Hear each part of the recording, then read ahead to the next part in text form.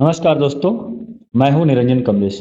तो दोस्तों, जैसे कि आप जान रहे हैं कि प्रत्येक दिन हम आपके लिए कुछ न कुछ लेकर आते रहते हैं। और जैसा कि आप जानते हैं दोस्तों कि 25 सितंबर को प्यून भर्ती का एग्ज़ाम होना है। तो उसके लिए यह वीडियो बहुत ही इम्पोर्टेंट है दोस्तों। इससे पहले हम बात करते हैं 18 सितंबर का। तो 18 सितंबर में टेट का एग्ज़ाम है।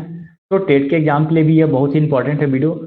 और इसके बाद भी हम बात करते हैं, जैसे सब इंस्पेक्टर हो गया और सीजी व्यापम का, और भी कोई से भी परीक्षा की यदि हम बात करते हैं तो सारा एग्जाम में यह वीडियो बहुत ही इंपॉर्टेंट है। छत्तीसगढ़ का आप कोई सी भी परीक्षा दिलाइए, सब में छत्तीसगढ़ समान अध्ययन रहता ही रहता है, चाहे वो 10 नंबर का हो या 50 नंबर का हो।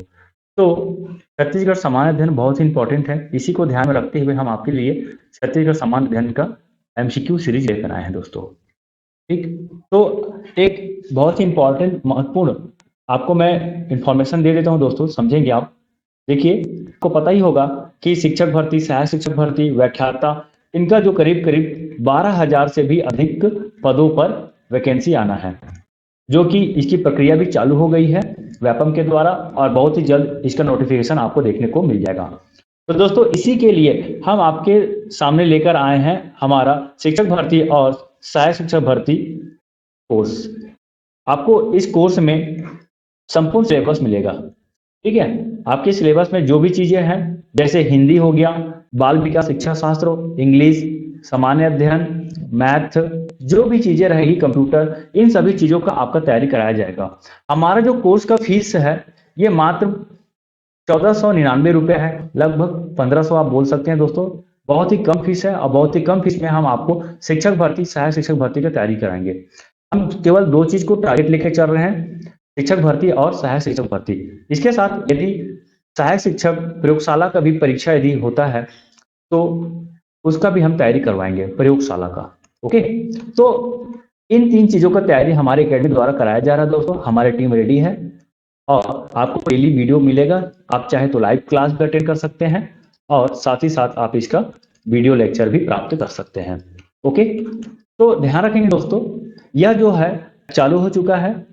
ठीक है। हमारा जो कोर्स है शिक्षक भर्ती, सहायक शिक्षक भर्ती की तैयारी जो हम प्रारंभ कर चुके हैं। आज 13 सितंबर है, और 15 सितंबर से नियमित रूप से ये आपको देखने को मिल जाएगा। यूट्यूब के ऑनलाइन चैनल में आपको इसका जानकारी डेली मिलता रहेगा दोस्तों। यदि आपको हमारा लेक्चर पसंद आता है, यदि आप चाहते हैं हमसे जुड़ना, तो आप हमें इस नंबर पर संपर्क करें, 8305843617।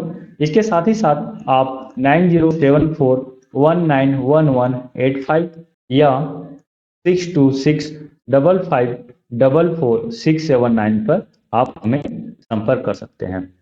तो दोस्तों, मैं एक बार और फिर से आपको बता देता हूं कि हमारा जो कोर्स है ऑनलाइन कोर्स, जिसमें आपको लाइव वीडियो साथ ही साथ रिकॉर्डेड वीडियो दोनों ही मिलेगा। शिक्षक भर्ती, सहायक शिक्षक भर्ती और सहायक शिक्षक प्रयोगशाला के लिए आपको वीडियो लेक्चर देखने को मिलेगा। इसका कोर्स फीस मात्र 1499 रुपये है। आपको पता होगा 12,000 से अधिक पदों पर पोस्ट आने वाला है दोस्तों, और ये बहुत ही अच्छा मौका है कि शिक्षक भर्ती में एक पोस्ट अपना सुनिश्चित करना। तो दोस्तों, देरी किस बात की, अभी नंबर लगाइए और हमसे संपर्क कीजिए, और हम आपको गारंटी देते हैं कि हम जिस हिसाब से पढ़ाएंगे, आपका पोस्ट पाना बहुत ही आसान हो जाएगा। ठीक है। इसके साथ आप और भी समझ सकते हैं दोस्तों कि सहायक शिक्षक भर्ती, शिक्षक भर्ती के अलावा यदि आप चाह रहे हैं कि सीजी व्यापम का भी तैयारी करना, तो आप हमसे संपर्क कर सकते हैं। आपको मैं एक बार और फिर से बता देता हूं कि सीजी व्यापम की जो मैं बात कर रहा हूं, कंप्यूटर की हो गया, उसके बाद मैथ, रीजनिंग, करेंट अफेयर और सीजी का। तो आपको पता होगा ये बहुत ही इंपॉर्टेंट रोल निभाता है सीजी व्यापम का कोई भी परीक्षा को क्रैक करने के लिए। तो सीजी व्यापम द्वारा कंप्यूटर का 20 अंकों का, मैथ्स का 30 अंकों का, रीजनिंग का 15 अंकों का, करेंट अफेयर का 15 अंकों का, और छत्तीसगढ़ का भी 15 अंकों का क्वेश्चन पूछा जाता है। ठीक है। तो ये करीब करीब 95 नंबर का क्वेश्चन हमको देखने को मिलेगा, और इन 95 नंबर का तैयारी हम आपको कराएंगे दोस्तों। ठीक है। चलिए आज का वीडियो स्टार्ट करते हैं। देखिए, निम्नलिखित में कौन भरथरी गायन के लिए प्रसिद्ध है? चार ऑप्शन दिया गया है दोस्तों, आप बताएंगे कि भरथरी गायन के लिए प्रसिद्ध कौन सा है। श्रीमती ममता चंद्राकर, श्रीमती सुरुजबाई खांडे, श्रीमती तीजनबाई और सुश्री ऋतु वर्मा। तो चलिए बताइए, भरथरी गायन के यहाँ पे बात हो रहा है। दोस्तों आप कमेंट्स में भी अपना उत्तर दे सकते हैं। आप ऐसा कीजिए, क्वेश्चन नंबर को डालिए और उसके बाजू में उसका सही ऑप्शन को डाल दीजिए और लास्ट में आप चेक कीजिए कि टोटल 20 क्वेश्चन में आप कितना क्वेश्चन बना पा रहे हैं। आप देखिए, जितना ज्यादा क्वेश्चन आप तैयारी कर पा रहे हैं उतना बेहतर है। दोस्तों यहाँ पे मैं 20 क्वेश्चन लाया हूं, लेकिन यह 20 क्वेश्चन 60 क्वेश्चन के बराबर है, इस बात की मैं गारंटी देता हूँ। ठीक है, तो चलिए बने रहिएगा अंत तक। बहुत ही अच्छा क्वेश्चन मैं लेकर आया हूं दोस्तों, बहुत ही मजा आएगा आपको, अंत तक बस बने रहिएगा।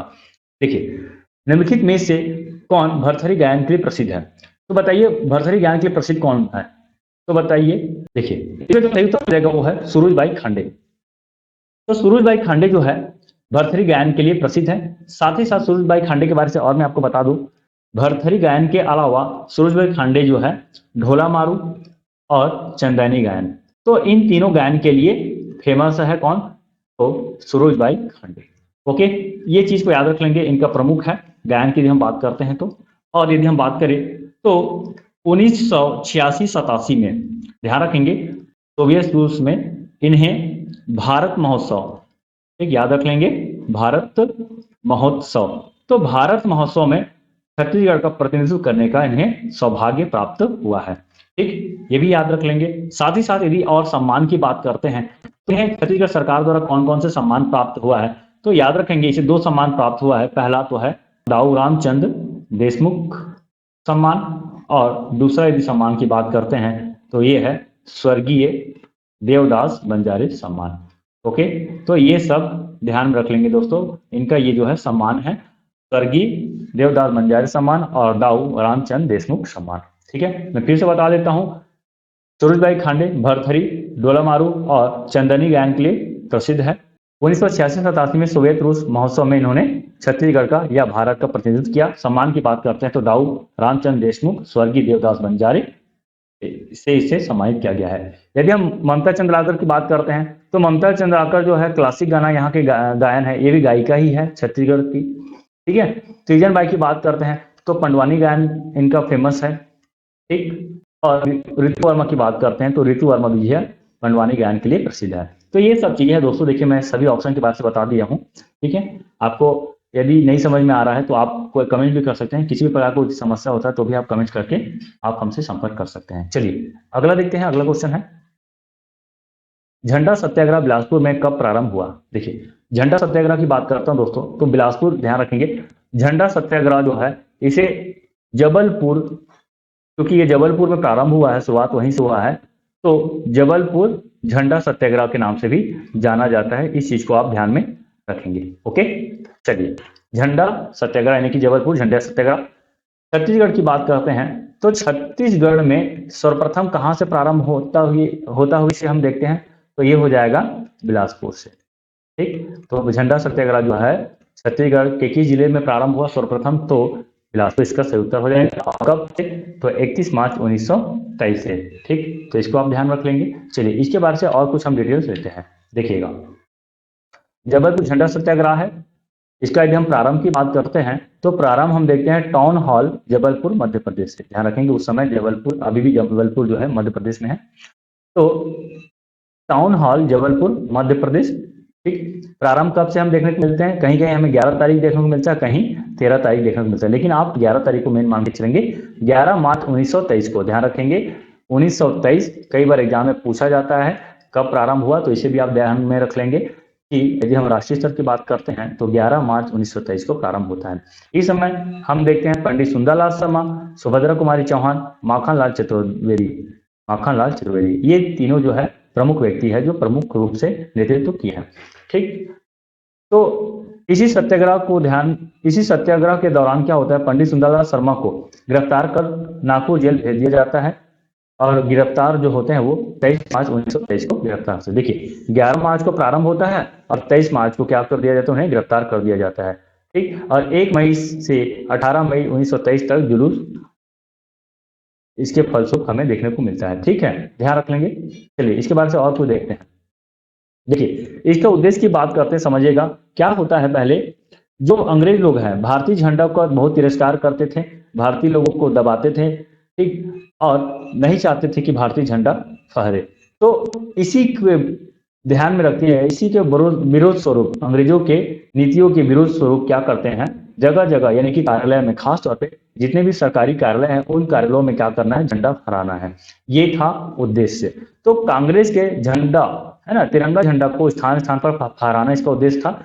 जबलपुर के टाउन हॉल से प्रारंभ होता है और अन्य शासकीय भवनों पर उसे फहराने का प्रयास किया जाता है। ठीक है। दमन का कारण की हम बात करते हैं, देखिएगा अंग्रेजी सरकार ने इसे अपने यूनियन जैक, ठीक है, यूनियन जैक मतलब समझिए ब्रिटेन, तो ब्रिटेन के लिए चुनौती समझा और तिरंगे को फहराने से रोका। छत्तीसगढ़ की हम बात करते हैं तो झंडा सत्याग्रह का द्वितीय चरण छत्तीसगढ़ के बिलासपुर में 31 मार्च 1923 को टाउन हॉल से प्रारंभ होता है। ध्यान रखेंगे बिलासपुर के टाउन हॉल, यही है बिलासपुर का टाउन हॉल, तो बिलासपुर के टाउन हॉल से प्रारंभ होता है। छत्तीसगढ़ में बिलासपुर से प्रारंभ होता है। रायपुर जिले के धमतरी तहसील यानी कि वर्तमान धमतरी जिला ने झंडा सत्याग्रह में बड़ा महत्वपूर्ण योगदान दिया है। यह राजनीतिक जागृति, यहाँ जो है राजनीतिक जागृति जो है अधिक थी। ध्यान रखेंगे, तो इन सब बातों को ध्यान रख लेंगे जो मैंने आपको बताया, फिर से एक बार रिपीट कर देता हूँ, समझिएगा। तो 11 मार्च को राष्ट्रीय स्तर पर प्रारंभ होता है। प्रमुख व्यक्ति की बात करते हैं जिसमें वल्लभ भाई पटेल भी शामिल है, सुंदरलाल शर्मा है, सुभद्रा कुमारी चौहान है, माखनलाल चतुर्वेदी है। ठीक है। पंडित सुंदरलाल शर्मा को गिरफ्तार कर लिया जाता है। ठीक। छत्तीसगढ़ की बात करते हैं तो छत्तीसगढ़ में बिलासपुर में प्रारंभ होता है 31 मार्च 1923 को। इसका उद्देश्य था जगह जगह पे क्या करना, भारतीय तिरंगे झंडा को फहराना। ठीक, इतना है। चलिए अगला क्वेश्चन देखते हैं। छत्तीसगढ़ के लोकगीतों का राजा किस गीत को कहा जाता है? ठीक है, तो लोकगीतों का राजा, ध्यान रखेंगे बहुत इंपॉर्टेंट है, एग्जाम में पूछा हुआ सारा का सारा क्वेश्चन है और घुमा फिरा के क्वेश्चन आता ही आता है। और जितना मैं आपको कंटेंट दे रहा हूं दोस्तों, वो सारा का सारा अपने आप में एक क्वेश्चन के ही बराबर है, तो उन सब चीजों को ध्यान रखेंगे। तो लोकगीतों का राजा जो है ऑप्शन नंबर ए ददरिया है। ठीक है, तो ददरिया को लोकगीतों का राजा कहते हैं, पहला पॉइंट। दूसरा पॉइंट की हम बात करते हैं तो ये जो है सवाल जवाब शैली में होता है। ठीक है, सवाल जवाब शैली में हम इसे देखते हैं, दूसरा पॉइंट। ठीक है, अब ध्यान रखेंगे कब गाया जाता है, तो फसल बोते समय। ओके, ध्यान रखेंगे फसल बोते समय ददरिया गीत का गाना गाया जाता है, ददरिया गीत को गाया जाता है फसल को बोते समय। ओके, इतना याद रख लेंगे। और इसमें शामिल होते हैं युवक और युवतियां। आपको पता है छत्तीसगढ़ जो है ग्रामीण प्रधान क्षेत्र है। ठीक, और यहाँ जो सबसे ज्यादा खेती हमें देखने को मिलता है, तो ध्यान रखिएगा कि इसी खेती के दौरान जो है युवक युवतियां काम करने जाते हैं और सवाल जवाब शैली में ददरिया गीत गाते हैं। ठीक है, तो इतना आप ध्यान रखेंगे, युवक युवतियां दोनों के दोनों इसमें शामिल होते हैं। ठीक, इसे प्रणय गीत कहा जाता है। प्रणय गीत का मतलब ये होता है प्रेम प्रधान गीत। तो इस गीत में प्रेम हमें देखने को मिलता है, ध्यान रखेंगे। तो छत्तीसगढ़ के लोकगीतों का राजा ददरिया है। ये 3-4 फैक्ट मैंने आपको दिया है, सारा फैक्ट को आप ध्यान रख लेंगे। अगर आपको इंपॉर्टेंट लगता है कंटेंट तो आप इसका स्क्रीनशॉट रख लीजिए जरूर। ठीक है, चलिए अगला क्वेश्चन देखते हैं। साहित्यकार जगन्नाथ प्रसाद भानु की प्रथम कृति थी। तो साहित्यकार जगन्नाथ प्रसाद भानु की प्रथम कृति की हम बात करते हैं तो ये हो जाएगा छंद प्रभाकर। ऑप्शन नंबर डी जो है इसका सही उत्तर होगा। ठीक है, तो ध्यान रखेंगे सीजीपीएससी या सीजी व्यापम में एक क्वेश्चन लगभग हमें देखने को मिलता है जो कि साहित्य एवं साहित्यकार से होता है, तो ये भी बहुत इंपॉर्टेंट है, तो आप साहित्यकार को ध्यान में रख लेंगे। ठीक है, चलिए तो दोस्तों यदि आप अभी तक सीजी पियोन और सीजी टेट का टेस्ट सीरीज नहीं खरीदे हैं आप हमसे, तो आप खरीद लीजिएगा। इसका शुल्क मात्र 149 रुपये है। 5 सितंबर से प्रारंभ हो चुका है। इसमें कुल 8 टेस्ट आपको मिलेंगे। तो 8 टेस्ट जो है पियोन का भी है, 8 मॉडल टेस्ट आपको टेट में भी देखने को मिलेगा। इसकी रेट मात्र 149 रुपये है। ठीक, रजिस्ट्रेशन प्रारंभ हो चुका है। इसके लिए आप चाहे तो हमें इस नंबर पर व्हाट्सअप कर सकते हैं। इसका टेस्ट का रजिस्ट्रेशन लिंक हम आपको डिस्क्रिप्शन बॉक्स पर दे देंगे, आप वहां से चाहे तो रजिस्ट्रेशन करा सकते हैं, मात्र 149 रुपये। तो तैयारी कीजिए, बहुत ही अच्छे से तैयारी कीजिए, और उस तैयारी में हमारा ये जो टेस्ट सीरीज है आपके लिए बहुत ही महत्वपूर्ण योगदान साबित होगा। ठीक है, चलिए आगे देखते हैं। बंबई में कांग्रेस के वरिष्ठ नेताओं की गिरफ्तारी के विरोध में छत्तीसगढ़ राज्य में रायपुर में 9 अगस्त 1942 को एक विशाल जुलूस और सभा का नेतृत्व किसने किया? तो ध्यान रखेंगे विशाल जुलूस और सभा का नेतृत्व का बात हो रहा है यहाँ पे, तो किसके द्वारा किया गया है, तो इसे भी आप ध्यान रख लेंगे। ये दोस्तों, तो इसका जो सही उत्तर हो जाएगा वो है त्रेतानाथ तिवारी। बहुत ही इंपॉर्टेंट क्वेश्चन है। ठीक है, आपको पता होगा 8 अगस्त को वर्धा में कांग्रेस का सम्मेलन होता है तो इसी सम्मेलन में भारत छोड़ो आंदोलन का क्या होता है, निर्णय लिया जाता है कि अब भारत अंग्रेजों को भारत छोड़ना पड़ेगा। ठीक है, तो इस पॉइंट को आप याद रख लेंगे। दूसरा पॉइंट याद रख लेंगे, यहीं पे जो गांधी जी जो है, तो गांधी जी जो है ना, करो या मरो का नारा दिया। करो या मरो का नारा जो है यहीं पे गांधी जी ने दिए थे, ध्यान रख लेंगे, तो बहुत इंपॉर्टेंट है। तो बात हो रही है 9 अगस्त का, छत्तीसगढ़ के संदर्भ में हम बात कर रहे हैं फिलहाल। तो ये था राष्ट्रीय स्तर का। छत्तीसगढ़ का बात करें तो 9 अगस्त 1942 को त्रिरतन तिवारी द्वारा विशाल जुलूस और सभा का नेतृत्व किया था। ध्यान रखेंगे इसके पीछे का कारण क्या है, तो कारण को आप पढ़ेंगे तब समझ आएगा। तो क्या होता है, 8 तारीख को बैठक में ये बोला जाता है कि हम क्या करेंगे, अब करो या मरो का नारा लेते हुए हम अंग्रेजों को भारत से खदेड़ेंगे। इसी को ध्यान में रखते हुए, चुनौती समझते हुए अंग्रेज क्या करते हैं, ऑपरेशन जीरो आवर, ध्यान रखेंगे, ऑपरेशन जीरो आवर के तहत जितने भी बड़े क्रांतिकारी नेता थे सबको गिरफ्तार कर लिया जाता है। चलिए आगे देखते हैं। और इसी के विरोध स्वरूप जो है जगह जगह हमें धरना प्रदर्शन देखने को मिलता है। देखिए अब और देखते हैं इसके बारे में डिटेल्स। भारत छोड़ो आंदोलन जो कि 1942 का एक हिस्सा है। 8 अगस्त 1942 को मुंबई में अधिवेशन होता है। मुंबई में कहा तो मैं आपको बताया, वर्धा में। ठीक है, तो भारत छोड़ो आंदोलन की घोषणा होता है, यहाँ पे करो या मरो का नारा दिया जाता है। और यहीं पे क्या होता है, ऑपरेशन जीरो आवर के तहत अंग्रेजों द्वारा जितने भी यहाँ के क्रांतिकारी नेता हैं सबको गिरफ्तार कर लिया जाता है।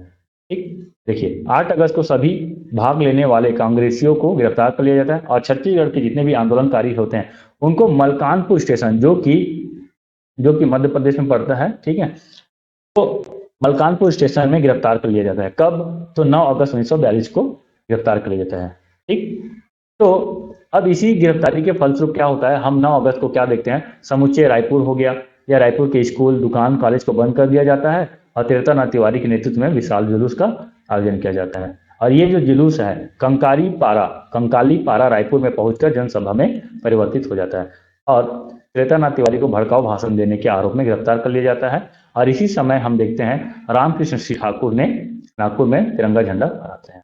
तो ये सारा इंपॉर्टेंट फैक्ट है, ध्यान रख लेंगे।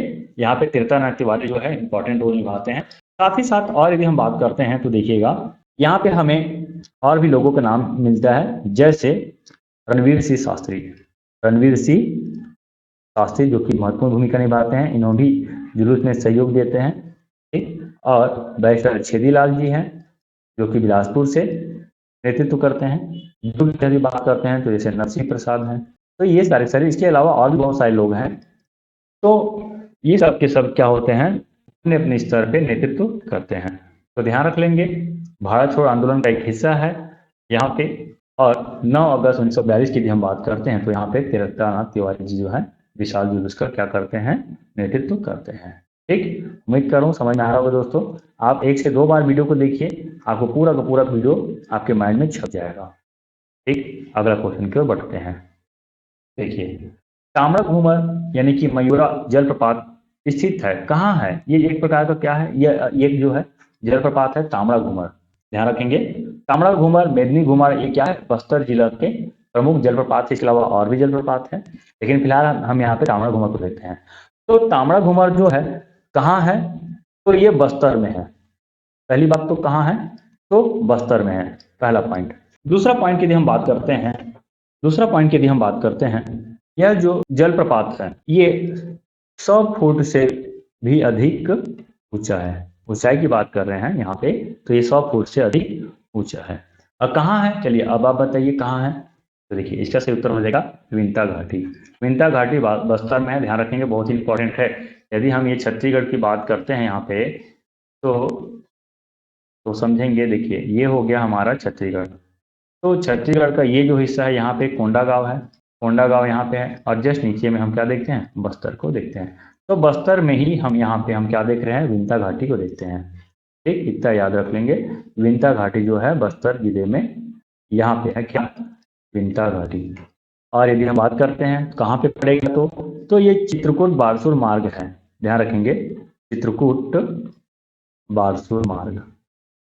तो चित्रकूट बारसूर मार्ग पे हमें विंता घाटी देखने को मिलेगा, तो आप याद रखेंगे। चलिए अगला क्वेश्चन की ओर बढ़ते हैं दोस्तों। छत्तीसगढ़ में कर्क रेखा गुजरती है, तो छत्तीसगढ़ में कर्क रेखा कहाँ से गुजरती है, यदि हम छत्तीसगढ़ की बात करते हैं समझिएगा। तो देखिए ये छत्तीसगढ़ है, तो ये छत्तीसगढ़ है और छत्तीसगढ़ में इसके उत्तरी क्षेत्र से क्या देखते हैं हम, कर्क रेखा को गुजरते हुए हम देखते हैं। तो कर्क रेखा जो है 3 जिला से होकर गुजरता है। कौन कौन सा 3 जिला है, तो इसमें सबसे पहला तो हो जाएगा कोरिया, दूसरा हम बात करते हैं सूरजपुर, और तीसरा जो हो जाएगा बलरामपुर। तो कोरिया, सूरजपुर और बलरामपुर, ये 3 क्षेत्र से क्या होता है, कर्क रेखा को हम गुजरते हुए देखते हैं। ओके, तो इसका जो सही उत्तर हो जाएगा, देखिए सरगुजा नहीं है, कोरबा नहीं है, जसपुर नहीं है, तो सही उत्तर हो जाएगा सूरजपुर, इसका सही उत्तर हो जाएगा। चलिए देखिए यहाँ पे ही है, जिला प्रशासन द्वारा यहाँ पे बड़ा सा बोर्ड लगा दिया गया है। इसका मतलब ये है कि यहाँ ये जो क्षेत्र है ना, देखेंगे या जो क्षेत्र है यहाँ से कर्क रेखा गुजरती है, कितना बड़े अक्षरों में लिखा है, कर्क रेखा यहाँ से गुजरती है, ट्रॉपिक ऑफ कैंसर बोलते हैं, पासेस फ्रॉम हियर, ठीक है। और ये 23.5 डिग्री उत्तरी अक्षांश होता है, ध्यान रखेंगे 23.5 डिग्री उत्तरी अक्षांश को हम बोलते हैं कर्क रेखा। ओके, चलिए आगे बढ़ते हैं। जनगणना 2011 के अनुसार छत्तीसगढ़ में कुल जनगणना 2011 के अनुसार छत्तीसगढ़ में कुल जनसंख्या की वृद्धि दर रही है।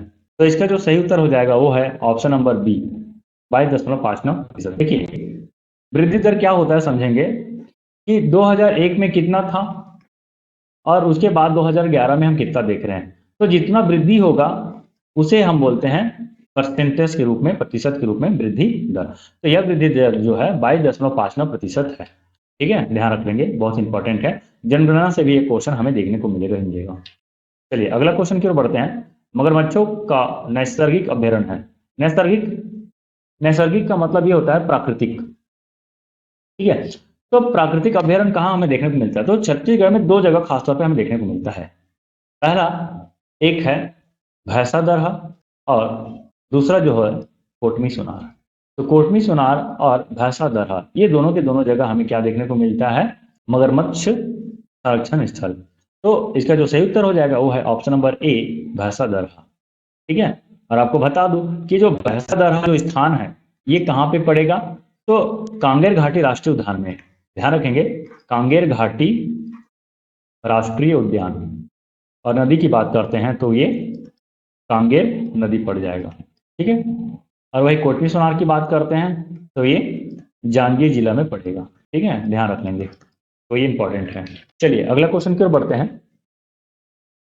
सुमिलित कीजिए छत्तीसगढ़ राज्य के साहित्यकार एवं उनकी रचनाएं, ठीक है। एक तरफ क्या दिया गया है, साहित्यकार, और दूसरी तरफ उनकी रचनाएं दिया गया।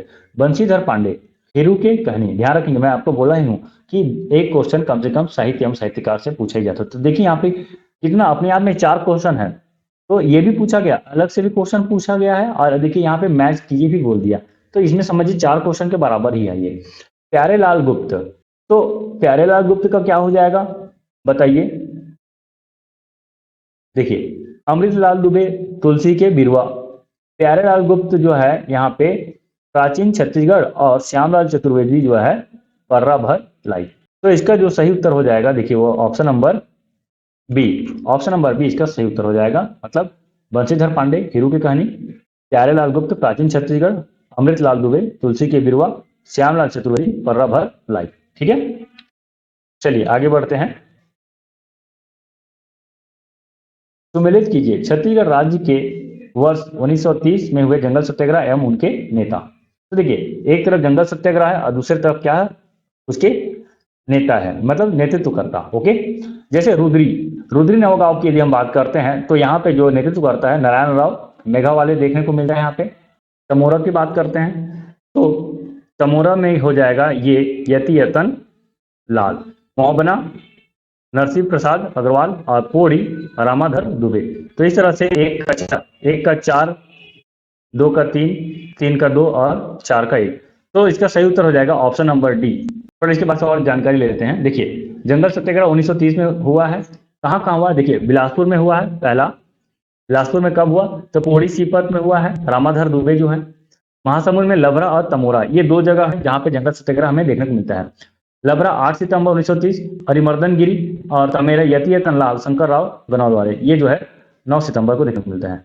धमतरी में देखिए 3 है, मोहबना पोड़ी, गट्टा सिल्ली और सिल्ली है, ये सिल्की नहीं है, और रुद्री नवागांव। तो यहाँ पे मोहबना पोड़ी में है नरसिंह प्रसाद अग्रवाल, गट्टा सिल्ली नारायण राव मेघावले, छोटेलाल श्रीवास्तव और नथुजी जगताव।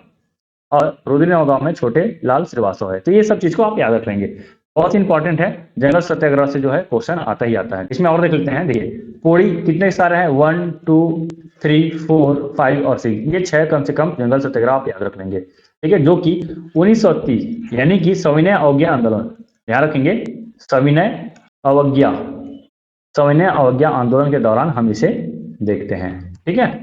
तो ये याद कर लेंगे, बिलासपुर में है जो कि रामाधर दुबे, धमतरी में नरसिंह प्रसाद अग्रवाल, ठीक, धमतरी में नारायणराव मेघावले, बाबू छोटेलाल श्रीवास्तव, नथुजी जगताप, और धमतरी में छोटेलाल श्रीवास्तव, महासमुंद में अरिमर्दन गिरी, और महासमुंद में फिर से एक बार देख रहे हैं यति यतन लाल और शंकरराव बनंदोले। ये नाम है जगह का, पूछता है जगह, जगह का नाम पूछता है, एक नेतृत्वकर्ता पूछता है, 2 और कब हुआ ये भी पूछा जाता है। मैच करने को पूछता है कि कभी ऐसा दे देगा कि सत्याग्रह का नाम दे देगा और यहाँ पे उसका समय दे देगा, ठीक है, और मैच करना रहता है कि कौन सा कब हुआ। तो देखिए जुलाई में कौन सा है, अगस्त में कौन सा है, सितंबर में कौन सा है, ये सबको आप याद रख लेंगे। अगला क्वेश्चन की ओर, छत्तीसगढ़ राज्य का कौन सा लोक नृत्य विशेष रूप से दिवाली के अवसर पर पूर्णतः महिलाओं एवं बालिकाओं द्वारा किया जाता है।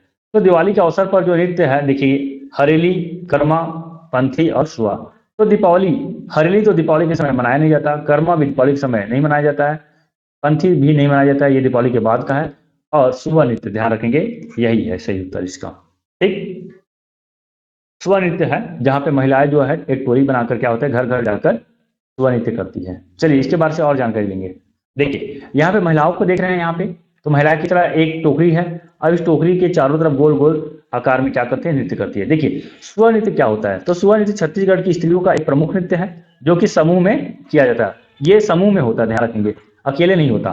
स्त्री मन की भावना, उनके सुख दुख की अभिव्यक्ति और उनके अंगों का लावण्य स्वनृत्य या स्वना में देखने को मिलता है, ठीक। और यह जो है दीपावली के दिन से प्रारंभ होता है और अघन मास तक चलता है। और ध्यान रखेंगे कि सुआ नृत्य जो है ना, सुआ जो कि सुआ का मतलब होता है तोता, ध्यान रखेंगे, तोता, सुआ का मतलब होता है तोता। देखिए यहाँ पे आप देख रहे हैं टोकरी, इस टोकरी के बीच में हरा हरा दिखाई दे रहा है, ये क्या है, तोता है। और इसी तोता के चारों तरफ महिला जो है समूह में नृत्य करती है, इसलिए इसको सुआ नृत्य भी कहा जाता है। बस इतना ही ध्यान रखिएगा, पढ़ने को तो इसमें बहुत कुछ है, लेकिन फिलहाल वीडियो बहुत ज़्यादा लंबा होने वाला है, इसलिए मैं कम से कम जो भी इंपॉर्टेंट है खासतौर पर उसे हम दे रहे हैं, बाकी चीज़ें अगले वीडियो में कवर कर लेंगे। देखिए छत्तीसगढ़ राज्य की इस जनौला पहली है, बताएंगे, पूछी ले पानी पिए मूड़ी है ललियाए, मतलब पूछी से पानी पी रहा है और मूड़ी क्या कर रहा है, ललिया रहा है। तो बताइए सांप, हथेली, दिया या तारा, बताइए इसका सही उत्तर क्या हो जाएगा। तो देखिए ये दिया है, यदि हम दीपक की बात करते हैं तो ध्यान रखेंगे ये ऐसा, ठीक है, ये ऐसा हमें देखने को मिलता है और ये जलता हुआ हमें देखने को मिलता है। और यहाँ पे क्या देख रहे हैं हम, पूर्ण रूप से यहाँ पे क्या भरा हुआ है, तेल भरा हुआ है ये। तो क्या बोल रहे हैं, पूछ ही ले, मतलब पानी कहाँ से पीता है ये, तो पीछे से, मतलब पीछे से क्या करता है, तेल लेता है, यहाँ से तेल धीरे धीरे आगे बढ़ता है, ठीक है। और मूड़ी क्या है, मूड़ी मतलब सिर, सिर की तरफ क्या है, ललियाए मतलब लाल लाल हमें देखने को मिलता है। तो इसका सही उत्तर हो जाएगा ऑप्शन नंबर सी, दिया, ठीक है। चलिए आगे बढ़ते हैं। इसे छत्तीसगढ़ राज्य की अति पिछड़ी जनजाति के रूप में सूचीबद्ध नहीं किया गया है। तो छत्तीसगढ़ राज्य की अति पिछड़ी जनजाति, तो यदि हम अति पिछड़ी जनजाति की बात करते हैं तो इसे दो भाग में बांटकर पढ़ते हैं, एक केंद्र द्वारा विभाजित पिछड़ी जनजाति और दूसरा जो होता है राज्य द्वारा विभाजित पिछड़ी जनजाति, ठीक है। तो इसका जो है 5 है और राज्य की बात करें तो 2 है, इसे याद रख लेंगे कौन कौन सा है। तो यदि हम केंद्र की बात करते हैं तो केंद्र सरकार द्वारा जो विशेष पिछड़ी जनजाति है वो है अबूझमाड़िया, दूसरा बैगा, तीसरा बिरहोर, चौथा कमार और पांचवा है पहाड़ी कोरवा, ठीक। वही राज्य सरकार का बोले तो पंडू और भुंजिया, इतना याद आप रख लेंगे, ठीक है, बहुत इंपॉर्टेंट है। और आपको ये भी बता दूं कि जनजातियों का जो है संविधान में, यदि संवैधानिक प्रावधान की बात करते हैं, ध्यान रखेंगे संवैधानिक प्रावधान की यदि हम बात करते हैं तो संविधान के अनुच्छेद 342 में इसका प्रावधान किया गया है। और अनुसूची की बात करते हैं तो अनुसूची 5 में हम इसे देखते हैं, ठीक है, इतना आप ध्यान में रख लेंगे। और वही हम बात करते हैं छत्तीसगढ़ में जनजातियों का, तो ध्यान रखेंगे छत्तीसगढ़ में 42 प्रकार का जनजाति हमें देखते हैं, ठीक है, जो कि 161 उप समूह में विभाजित है। ठीक, तो 42 प्रकार की जनजाति है जो कि 161 उप समूह में विभाजित है। तो इसका जो सही उत्तर हो जाएगा वो है ऑप्शन नंबर ए, परजा। ये दोस्तों ध्यान रखेंगे, इसका सही उत्तर हो जाएगा option number A, Paraja. Kamar, Birhor, Baiga मैंने पहले बता दिया है, इसे भी ध्यान रखेंगे। देखिए, विशेष पिछड़ी जनजाति है केंद्र सरकार द्वारा और राज्य सरकार द्वारा, याद रखेंगे। पंडोप, ठीक है। भुंजिया जो हम देखते हैं गरियाबंद के हैं, गरियाबंद और पंडो सूरजपुर, तो इसे भी याद रख लेंगे। अबूझ मारिया की बात करते हैं, अबूझ मार क्षेत्र खासतौर पे नारायणपुर, ठीक है, नारायणपुर। बैगा, मैकल श्रेणी, बिलासपुर, कबीर धाम, इन जगहों पे हमें देखने को मिलता है। बिरहोर, ये हमें सरगुजा क्षेत्र में देखने को मिलता है। कमार, गरियाबंद क्षेत्र में। और कोरबा की यदि हम बात करते हैं तो कोरबा, सरगुजा, इन क्षेत्रों में हमें देखने को मिलता है। तो ये सब है, इसका स्थान भी बता दिया हूं मैं, बहुत इंपॉर्टेंट है, ध्यान रखेंगे। चलिए अगला क्वेश्चन की ओर बढ़ते हैं। छत्तीसगढ़ राज्य में रतनपुर के कलचुरी वंश के किस शासक ने त्रिपुरी के शासक जयसिंह को पराजित किया, जिसने उसके राज्य पर आक्रमण किया? तो इसका जो सही उत्तर होगा बताइए। देखिए, जयसिंह को पराजित किया और उसके राज्य को क्या किया, उसके राज्य पर आक्रमण किया है। तो इसका जो सही उत्तर हो जाएगा वो है जाजलदेव द्वितीय, ठीक है, ध्यान रखेंगे। इसका जो सही उत्तर हो जाएगा बी, जाजलदेव द्वितीय, ठीक है। चलिए अब देखिए, जाजल द्वितीय के काल की हम बात करते हैं तो 1165 से 1168 के बीच हम इसका काल देखते हैं, शासनकाल, ओके, छत्तीसगढ़ में। और कलचुरी शासक हैं छत्तीसगढ़ में, हम इसका जो मुख्य देखते हैं वो रतनपुर में देखते हैं, निवास स्थान रतनपुर है, मतलब रतनपुर केंद्रीय स्थल यानी कि राजधानी है। देखिए, सबसे कम समय तक इनका शासन रहा है, 3 वर्ष तक इनका शासनकाल देखते हैं। सर्वाधिक समय तक यदि हम कलचुरी शासक की बात करते हैं तो महारेंद्र शाह है, करीब करीब 45 वर्ष तक इन्होंने छत्तीसगढ़ में शासन संभाला। देखिए, इनका अभियान की बात कर रहे हैं जाजलदेव द्वितीय का, तो त्रिपुरी शासक जो है जैसी आक्रमण करता है और जाजलदेव द्वितीय जो है उल्हाड़ देव के सहयोग से क्या करता है, इसके आक्रमण को विफल करता है। और उल्हाड़ देव इसमें क्या होता है, वीर गति को प्राप्त करता है। और इसी को ध्यान में रखते हुए, खास तौर पे इनके योगदान को ध्यान में रखते हुए, इनके छोटे भाई कलहड़ देव, छोटे भाई कलहड़ देव, ध्यान रखें, कलहड़ देव जो है उल्हाड़ देव के भाई है, और उल्हाड़ देव जो है जाजलदेव द्वितीय के क्या हैं, सेनापति आप मान सकते हैं, ठीक है। तो ये जो है वीर गति को प्राप्त करते हैं, तो इसी को ध्यान में रखते हुए कल्हाड़ देव को अकलतरा सौंप देते हैं, ठीक है। और अकलतरा में कल्हड़ देव द्वारा जो है चंद्रचूड़ मंदिर का निर्माण किया जाता है। तो ध्यान रखेंगे, ये भी एक प्रश्न है, ये भी अपने आप में एक प्रश्न है, महत्वपूर्ण है, ध्यान रखेंगे कि कल्हड़ देव द्वारा अकलतरा में किस मंदिर का निर्माण किया गया, तो उत्तर हो जाएगा चंद्रचूड़ मंदिर, ठीक, ध्यान रखेंगे, बहुत इंपॉर्टेंट है। चलिए अगला क्वेश्चन की ओर। किस वर्ष में छत्तीसगढ़ राज्य का प्रथम महाविद्यालय छत्तीसगढ़ महाविद्यालय स्थापित किया गया? आपको बताना है कि छत्तीसगढ़ महाविद्यालय जो है वो छत्तीसगढ़ में कब स्थापित हुआ। देखिए बताइए इसका सही उत्तर। चलिए इसका उत्तर जो है सही वो है ऑप्शन नंबर ए, 1938। चलिए इसके बारे से और डिटेल्स जानते हैं। देखिए महाविद्यालय की बात कर रहा हूँ, महाविद्यालय नहीं कि कॉलेज होता है। राजकुमार कॉलेज प्रथम है, ध्यान रखेंगे। राजकुमार कॉलेज 1894 में इसकी स्थापना होता है, कहाँ, तो रायपुर में। दूसरा बात करते हैं छत्तीसगढ़ महाविद्यालय, ये भी रायपुर में ही स्थित है। 13 जुलाई 1938 को क्या होता है, इसका स्थापना होता है, ठीक है। लेकिन हम बात करते हैं तो छत्तीसगढ़ का प्रथम जो है वह प्राचीन जो है छत्तीसगढ़ महाविद्यालय, लेकिन इसकी हम बात करते हैं तो ये जो है मुख्य रूप से हम इसको देखते हैं जबलपुर में स्थापित होते हैं, और इसी का एक ब्रांच था राजकुमार कॉलेज रायपुर में। लेकिन हम प्रथम बात करते हैं तो हो जाएगा छत्तीसगढ़ महाविद्यालय, ठीक है, जो कि ठाकुर प्यारेलाल सिंह द्वारा छत्तीसगढ़ शिक्षण समिति द्वारा किया गया था, ठीक है, इसे याद रखेंगे। एचबीआर कॉलेज भी है, इसे भी याद रख लेंगे, 1946 में एचबीआर कॉलेज बिलासपुर में, इसका फुल फॉर्म है जमुना प्रसाद महाविद्यालय बिलासपुर। तो ध्यान रखिए यहाँ पे कंफ्यूज बिल्कुल नहीं होना है आपको कि सर ये तो 1894 है और ये 1938 है। लेकिन छत्तीसगढ़ के प्योरली बात करते हैं तो यहाँ पे जो है छत्तीसगढ़ सरकार द्वारा ये छत्तीसगढ़ के नेतृत्व में जो स्थापना हुआ है वो है छत्तीसगढ़ महाविद्यालय, ठीक है, 1938। चलिए अगला क्वेश्चन देखते हैं। छत्तीसगढ़ राज्य में आरक्षित वन क्षेत्र का प्रतिशत कितना है? देखिए यदि हम प्रशासनिक दृष्टि से बात करते हैं, ध्यान रखिए, प्रशासनिक दृष्टि से यदि हम बात करते हैं तो वनों को 3 भागों में बांटा गया है। ठीक है, कौन कौन सा 3 भाग में बांटा गया है? तो पहला आरक्षित वन, दूसरा संरक्षित वन और तीसरा अवर्गीकृत वन। आरक्षित वन का मतलब ये है जहां पे सरकार द्वारा इसे आरक्षित किया गया है। ठीक है, और इसी आरक्षित वन में हम राष्ट्रीय उद्यान, बायोस्फीयर रिजर्व और अभयारण्य को देखते हैं। ठीक है, ध्यान रखेंगे। तो आरक्षित वन का प्रतिशत सबसे ज्यादा है, ध्यान रखेंगे, 43% है। संरक्षित वन का 40% और अवर्गीकृत जो है 16% लगभग है।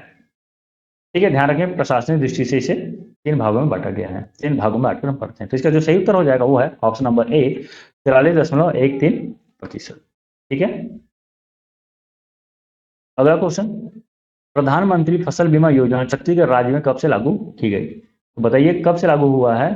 तो देखिए इसका जो सही उत्तर हो जाएगा वो है ऑप्शन नंबर बी, वर्ष 2016। ठीक है, तो प्रधानमंत्री फसल बीमा योजना जो कि आज भी चल रहा है। प्रधानमंत्री फसल बीमा योजना में बहुत सारे लाभ दिया गया किसानों को, जैसे किसान बुआई के दौरान, फसल कटाई के बाद या किसी भी प्रकार से जिसकी फसल में कोई भी समस्या होता है तो केंद्र सरकार जो है मुआवजा उसकी देगी। ठीक है, इसे याद रखेंगे। तो इसका सही उत्तर हो जाएगा ऑप्शन नंबर बी, वर्ष 2016। अगला क्वेश्चन, राज्य के मुख्य सचिव के विषय में सही क्या है? तो देखिए, वह मंत्रिमंडल का सचिव होता है, पहला। दूसरा, वह मुख्यमंत्री का मुख्य सलाहकार होता है। तीसरा, वह सभी सचिवों का मुखिया होता है। और चौथा, वह समस्त लोक सेवकों का मुखिया होता है। यदि हम मुख्य सचिव की बात करते हैं, देखिए अभी वर्तमान में मुख्य सचिव जो है अमिताभ कांत है। ठीक, अमिताभ कांत जी जो है छत्तीसगढ़ के मुख्य सचिव है। यह सचिवों का सचिव कहलाता है, मुख्य सचिव, सचिवों का सचिव यानी कि सभी सचिवों का मुखिया कहलाता है। और लोक सेवा की बात करते हैं, जैसे आईएएस है, या यहाँ छत्तीसगढ़ सरकार का हो गया डिप्टी कलेक्टर। तो जितने भी लोक सेवा एग्जाम है उन सभी का क्या होता है, ये मुखिया होता है। तो सभी है 1 2 3 4, सही उत्तर हो जाएगा इसका ऑप्शन नंबर डी, 1 2 3 4। ओके, चलिए अगला क्वेश्चन की ओर बढ़ते हैं। राज्य प्रशासन की अवधारणा किस शासन व्यवस्था में पाई जाती है? तो राज्य प्रशासन की अवधारणा किस शासन व्यवस्था में पाई जाती है? तो ये है संघात्मक व्यवस्था में। ध्यान रखेंगे, यहाँ पे केंद्र है और जितने भी राज्य हैं वो केंद्र के प्रति जिम्मेदार है। और हमारा जो भारत है वो संघों का राज्य है। ठीक है, ध्यान रखेंगे इस बात को। तो ये जो है सही उत्तर हो जाएगा संघात्मक व्यवस्था। ठीक है, चलिए तो दोस्तों फिर से एक बार और, यदि आप अभी तक टेस्ट सीरीज नहीं लिए हैं तो आप प्लीज हमारा टेस्ट सीरीज परचेज कर सकते हैं। आप इस नंबर पे कांटेक्ट कीजिए, आपको टेस्ट सीरीज से संबंधित सारी जानकारी मिल जाएगी। 149 रुपये है, इसमें 8 मॉडल टेस्ट आपको मिल रहा है जो कि आयोग के स्तर पर ही रहेगा और बहुत ही इंपॉर्टेंट होगा। इस तरह का टेस्ट आपको शायद ही किसी और दूसरे जगह देखने को मिलेगा। बहुत ही इंपॉर्टेंट है और बहुत ही अच्छे से हमने क्वेश्चन पेपर को बनाया, हमारी एक्सपर्ट टीम द्वारा क्वेश्चन पेपर को बनाया गया है। 5 सितंबर से इसका रजिस्ट्रेशन प्रारंभ हो गया है। ठीक, चलिए तो दोस्तों आपको हमारा वीडियो कैसा लगा कमेंट करके जरूर बताइएगा। यदि आपको हमारा वीडियो पसंद आता है, आप हमारे चैनल पर नए हैं तो प्लीज आप हमारे चैनल को सब्सक्राइब जरूर कर दीजिए, क्योंकि इसी तरह का वीडियो आपको हमेशा आपको देखने को मिलता रहेगा। वीडियो पसंद आता है तो लाइक कीजिए, अपने दोस्तों तक शेयर जरूर कीजिए और हमें मोटिवेट करते रहिए। दोस्तों आपका मोटिवेशन भी हमारे लिए बहुत ही ज़्यादा जरूरी है। ठीक है, मिलते हैं एक नई वीडियो के साथ, तब तक के लिए बाय बाय। ध्यान रखिएगा, मस्त पढ़िएगा और एक पोस्ट सुनिश्चित कीजिएगा।